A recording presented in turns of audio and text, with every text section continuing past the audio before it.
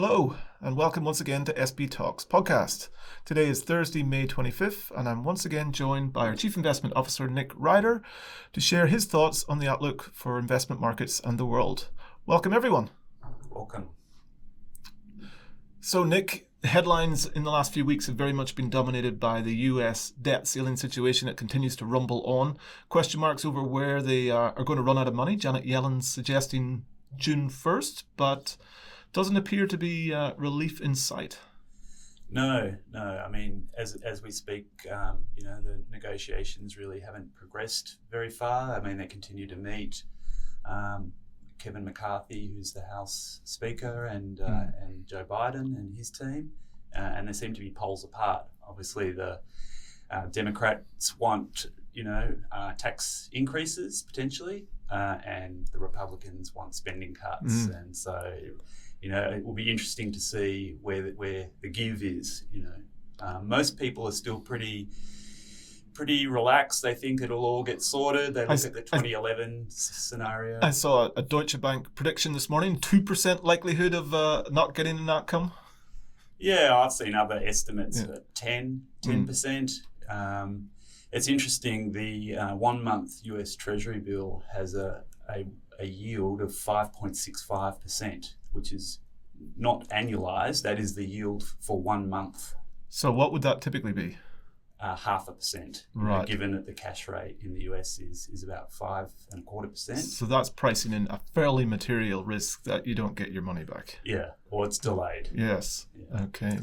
It's actually very interesting. I've been reading some articles about what would happen in an actual default, because US Treasuries are used as collateral for a lot of derivative instruments, and if they're in default, there's a big question mark as to whether they would still be eligible collateral, and what that might do to the plumbing of the US financial system. Yeah, we recorded our podcast with Ian McFarland earlier this week, and he talks about you don't know what all the stress points are in the system until you really get there. It's hard to think a default wouldn't cause phenomenal implications across all aspects of the financial system, not just for US bonds and treasuries. Yeah, absolutely. But the interesting thing is actually some people would say in a default, while there might be issues for short-term treasuries, as I've discussed, longer-term treasuries might actually perform reasonably well because they're the ultimate safe haven asset. So even though the US Treasury might be in default, you could actually see a scenario where bonds do quite well. Well, you think back to the scenario a decade ago where the US technically were very close to the deadline. The rating agencies downgraded US government bonds, and the US dollar, the safe haven asset, shot up. Yes. Yeah. So at this point, it's fair to say it's not keeping you awake at night? No, I guess I'm still in the camp that thinks that it will come to some sort of compromise. As people have said, you've got to look at what's in everyone's interests, and it's in no one's interests for there to be a default, because they're saying that it could have fairly severe consequences, not just for the financial markets, but for the actual economy, potentially large-scale job losses, etc. So I don't think it's in anyone's interests, but, the US political system is pretty dysfunctional in recent times. Absolutely. Yeah. Who knows? We will see. Okay, well, that's a watch this space over the next couple of weeks. An article in the Australian Fin Review yesterday talking about Phil Lowe, who was presenting to one of the parliamentary economic committees. Quite an interesting take there. Yeah, by all accounts, according to that article, it was fairly pessimistic. He was not very optimistic that he would be able to walk, or the RBA would be able to walk the narrow path, which he keeps talking about, between keeping strong employment and bringing inflation down. Those two things are sort of at odds, and also... Because technically, to bring inflation down, you've got to bring demand down meaningfully, which should see a notable increase in unemployment. That's right. And the RBA's sort of central forecast is that inflation takes a while to get back to the top of their target range, so by mid-2025, and that unemployment only goes up a little bit, and I think, Governor Lowe's testimony, according to this article, was that it is looking more and more challenging. Inflation is still a long way from the RBA's target. And I think the other thing that came through in this article was the inference that maybe the RBA is not done yet with its rate hiking cycle. Are we there yet? Yeah. Potentially no. And Governor Lowe, with one eye potentially no longer being in the job in a few months' time, possibly wanted to make sure he leaves a very strong message before he goes that I don't think my job was done here and that there was more required. That's right. Don't blame me if this goes wrong. Yeah, absolutely. That's why I think I might have mentioned this on an earlier podcast, his legacy, preserving his legacy. And that was one of the reasons why I thought maybe the RBA might need to do more. So that probably remains consistent with your base case anyway, which we certainly weren't done with rates. We've had another rate rise since then and probably likely to have more. And the pre-Christmas rate cuts, let's just forget about that for now.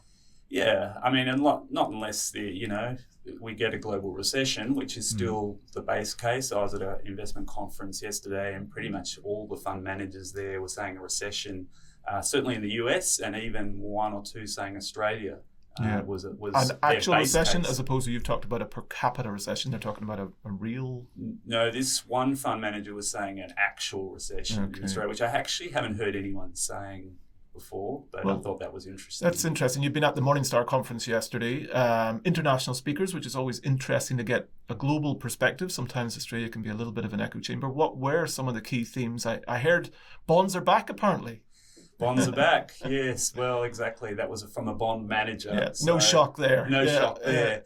But I think that that was a general theme of the day, that, obviously with rates a lot higher this year compared to previous years, that, it sort of reset the bar for a lot of things. The bonds, if you think about it, if you've got a bond yield of 3 to 4%, the chance of a negative return from bonds is actually quite a lot lower, because you've got that steady, that higher base yield. Well, you start from a starting point of your annual return should be 3 or 4%, as opposed to 0 or 0.5%. So That's you've got ability to have some capital movement there and still be in positive territory. Yeah, and so the theme was that bonds, maybe last year they didn't play a very good role as a diversifier in portfolios, but this year they're certainly, a much better role as a, form of portfolio insurance, which is something that I've been very keen to remind investors that bonds do play that role, or should play that role most years in portfolios. Yeah, and I think I feel like you're going to be harping on this point for a while, and it's good to do it, because we have conversations with clients. Their experience from fixed income in the last couple of years hasn't necessarily been that positive, because we came from a point where central bank interest rates were essentially zero, and that has an impact on returns. But we now, for the first time in a decade plus, are getting a proper return on capital, a proper yield out of that, and therefore it begins to look more like the asset that it was back then. Yeah, absolutely. I think the other thing that came out of the conference yesterday was a lot of people are saying that actually, returns going forward might be a bit lower. We've all had that, I guess, over the past 20 or 30 years, we've had that scenario of falling interest rates, which sort of lifted all boats. And it's been a great environment to just be invested anywhere, really. And that going forward, that might not be the case. We might be in for a more volatile ride, where things like alternative investments play a bigger role in portfolios. Actually, active management, stock selection will be more important than just being invested in the market. So I think there were some interesting themes that came through yesterday, which generally align with our own views here. Yeah, no, 100%. I think we're looking into an environment where portfolio construction is really going to matter more, and having to work harder to get those returns. So it'll be interesting to see how that plays out in terms of our portfolio positioning in the months to come. And you spoke of the international manager that was predicting the recession in Australia.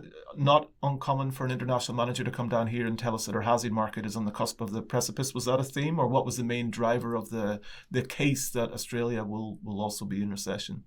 Yeah, it was, I guess the theme was the wall of mortgages that will need to move from fixed to floating. So they were talking about that being a big issue, the sensitivity of our economy to variable interest rates compared to, say, the US, where 93% are in fixed rate mortgages. Here, I think it's almost 100% are either variable or very short-term fixed, so effectively variable. So they were talking about that, and they were just talking about the level of indebtedness in Australia compared to the rest of the world. So just saying, really, we're very sensitive to rising rates, and yes, there's still some pandemic savings that need to be kind of spent, worked through. Yeah. But once that's gone later this year, they think that, the consumer will be really up against the wall. And I was speaking to Tim Russell of Stamford Brown Finance a few days ago, and he was explaining to me of his legacy mortgage book. About a third of the people are on fixed rates due to come off in the next year and a half. It's impossible to believe that won't have a meaningful impact on discretionary spending on the economy. The good thing is, though, I mean, I don't think we'll get a recession. I still think it's a per capita recession. Just, we've got 1.5% population growth due to very strong migration. We've still got pretty strong commodity prices for most things.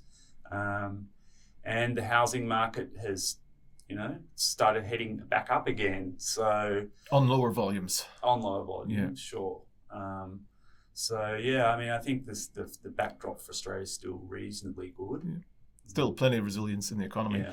Hence, more likelihood to need to do further rate increases. So RBA meets again in about 10 days' time. What's your feeling there? Do they go again, or do they have another breather month? I think it's probably another month for a pause. There's not enough data that's really come out lately. I think they'll want to wait for maybe some more data. The employment statistics was disappointing. So we had a softer employment print for April. Those numbers can jump around a little bit month to month. It's a bit. They call it the lottery because it can move around from month to month, and often with Easter, obviously can play a role. So probably not too much to read into that, but it was certainly a little softer, and the wage price index also kind of came in line with expectations. So I think the RBA will probably pause, but I don't, but maybe come back in July or August. As you said, data dependent from here. Yeah. So unless we're seeing softening in some of those inflation numbers and the resilience of the economy, then likely they go again at some point. Yeah. New Zealand went again yesterday, so they're at 5.5% now. But now they're saying they're done. But yeah, it will be interesting to see what the RBA does. Interesting times indeed. Well, thank you very much as always, Nick. Always a pleasure, and we'll speak again in a couple of weeks. And thank you to all our listeners. Thanks.